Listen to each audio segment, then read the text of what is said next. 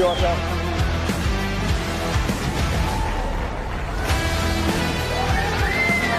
How are you all?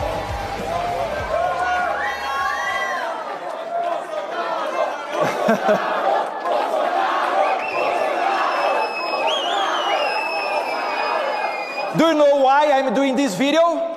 Because I'm showing to my father, and I'm going to prove to everybody in Brazil that you cannot shut down a movement by jailing unfairly the leader of this movement, Jair Messias Bolsonaro. Thank you very much. And ladies and gentlemen, to prove what I'm talking here, please, a very warm welcome to the next president of Brazil, Senator, and my brother, Flávio Bolsonaro.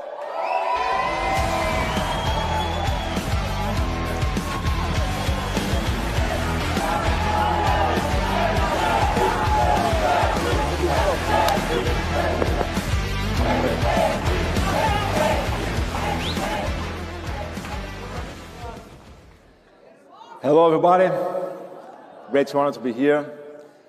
Ladies and gentlemen, I know many of you are looking at me right now and thinking you recognize me from somewhere. You are probably thinking of my father, former president of Brazil, Jair Bolsonaro.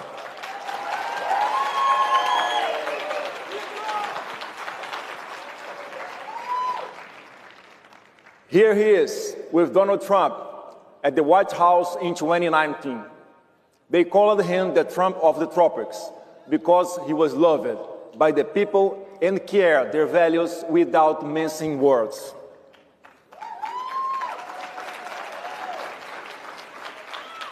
Here, he's speaking from this very stage at CPAC 2023, when many of you gave him a standing ovation.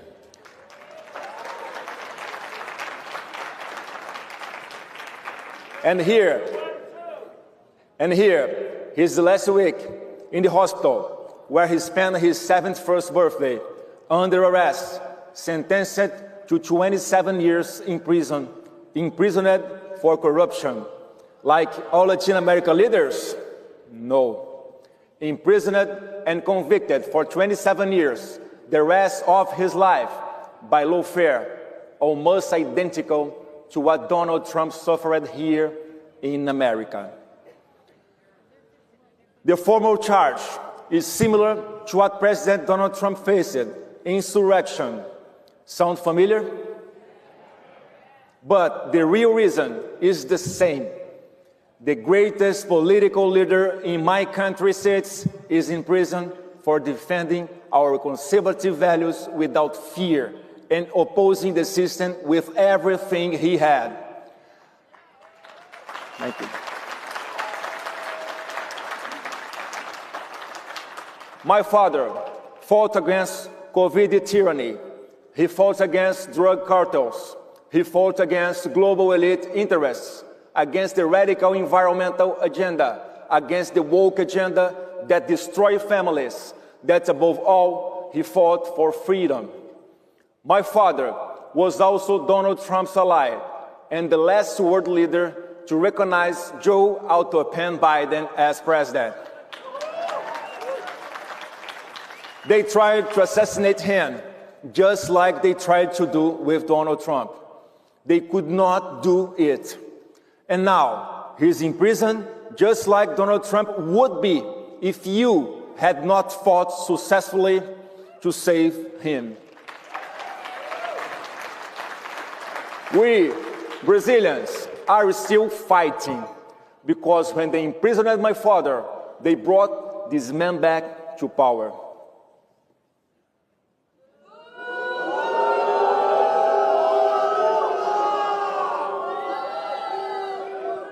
The same people who imprisoned my father took this man, socialist ex-president Lula da Silva, convicted multiple times for corruption, out of prison and put him back in the presidency. All of this under a flood of USAID money and massive interference from the Biden administration. The result? Brazil is living another devastating economic crisis, a public security crisis with huge expansion of narco-terrorist cartels and multiple corruption scandals involving even Lula's own family members. But maybe you are thinking, why should we care? This is Brazil's problem. Let me explain exactly why this matters to America and to the world.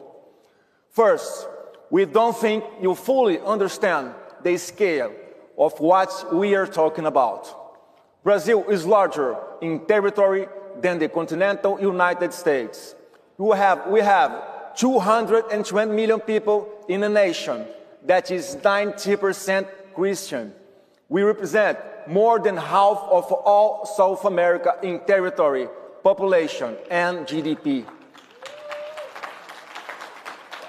With all respect to our neighbors, just one Brazilian state has a larger economy than the second largest economy in the region.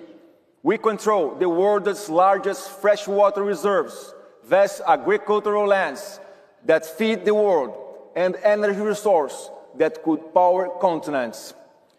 Even our neighbors know that our region cannot prosper if Brazil fails. Any Latin American policy that does not take Brazil into account is doomed to failure. But here's what should really get your attention.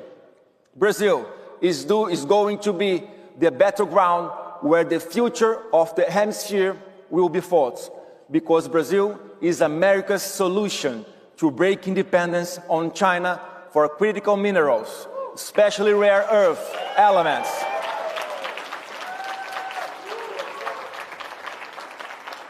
Right now, America still depends on China for about 70% of rare earth imports, and China controls 70% of global mining and over 90% of refining and processing.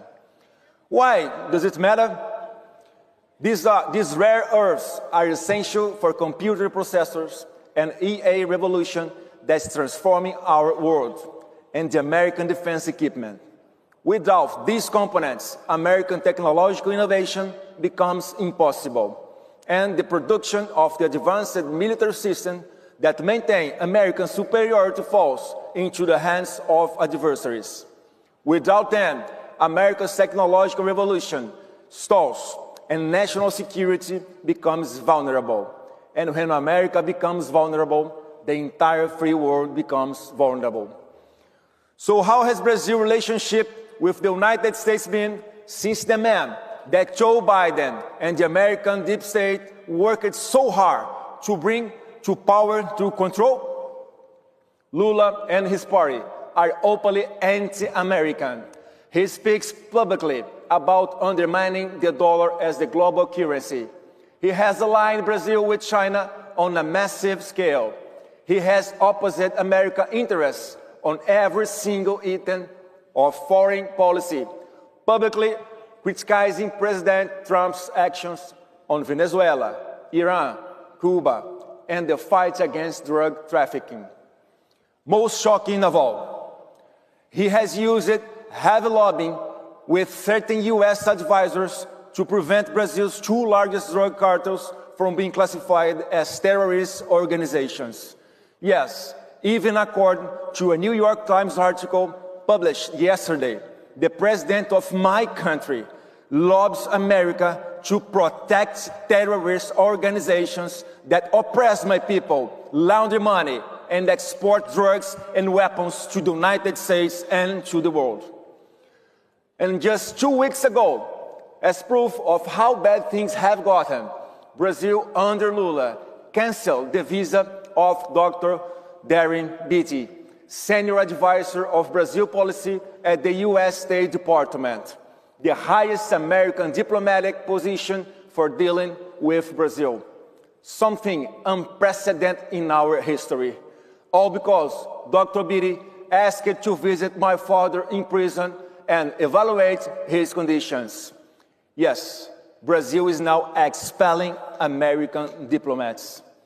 Now, I understand President Trump is very busy making America great again and must maintain institutional relationships with leaders of every country, regardless of these personal preferences. And I know that sometimes, when surrounded by advisors with their own interests, the pictures gets blurred. But I'm confident that the greatest deal-maker in history can easily see who Brazil's real allies are. But let me share the good news. I told you, we are still fighting. And at the end of this last year, my father gave me the greatest mission of my life, to run for president in his place in October 2026 elections.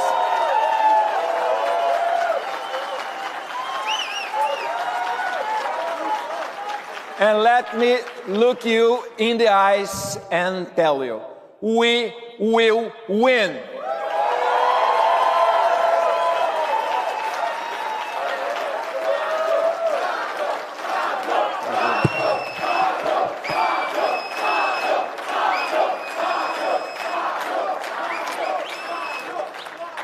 I'm leading the polls across the country. I'm building a massive coalition. Business leaders tired of corruption, young people hungry for opportunity, families desperate to protect their children from drugs and crime. I'm building a movement Brazil has not seen in years, a cutting-edge conservative project that brings together the old and the new generations that will bring prosperity to the Brazilian nation and finish the cycle of misery and violence that the left is living as a cursed legacy. Just last week, even the prediction markets started putting me as the favorite to win the election. And when the Brazilian people, will once again have a president who fights against global elite interests, against the radical environmental agenda, against the woke agenda that destroys families, against drug cartels, and above all, fights for freedom and traditional values.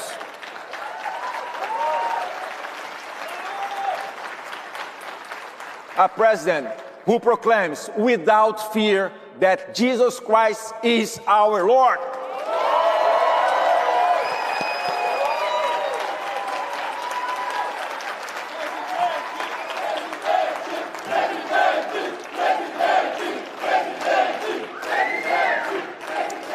Trump 2.0 is being much better than Trump 1.0, right? Well, Bolsonaro 2.0 will also be much better, thanks to the experience gained during my father's presidency. But America will also have its ally back. Brazil and America were made for each other. We share the same Judeo-Christian values, and we have what the world needs. America needs secure supply chains for critical materials, a reliable partner in the hemisphere, and a massive market for American goods and services. And Brazil needs three things: help fighting transnational drug cartels, investments, and technology. There is no nation in the world that can help us with this better than the United States. And we are aligned. No one can stop us.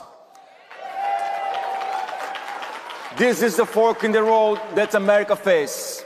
Either you have the most powerful ally in the hemisphere, or an antagonist that allies with America's adversaries and makes any American policy for the region impossible. So, some of you are asking how you can help. I will ask you directly. We don't want interference in Brazilian elections, like the Biden administration did to bring Lula to power. As I said, I'm going to win because it's the will of my people. But for that will to be preserved, we need free and fair elections. And this is a great challenge. If our people can express themselves freely on social media, and if votes are counted correctly, we will win.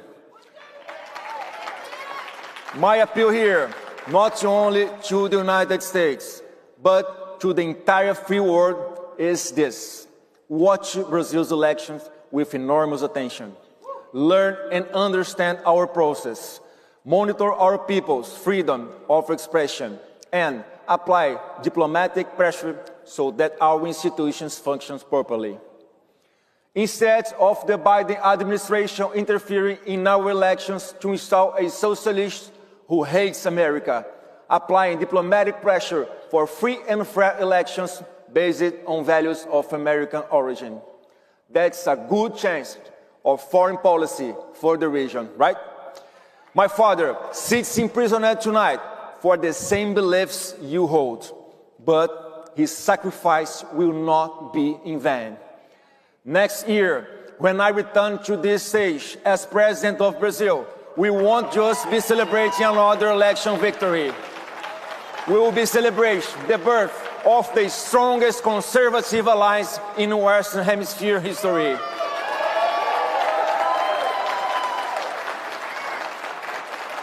The beginning of a new era, where freedom wins, where our children and hemisphere worth defending. God bless America, God bless Brazil. Thank you so much.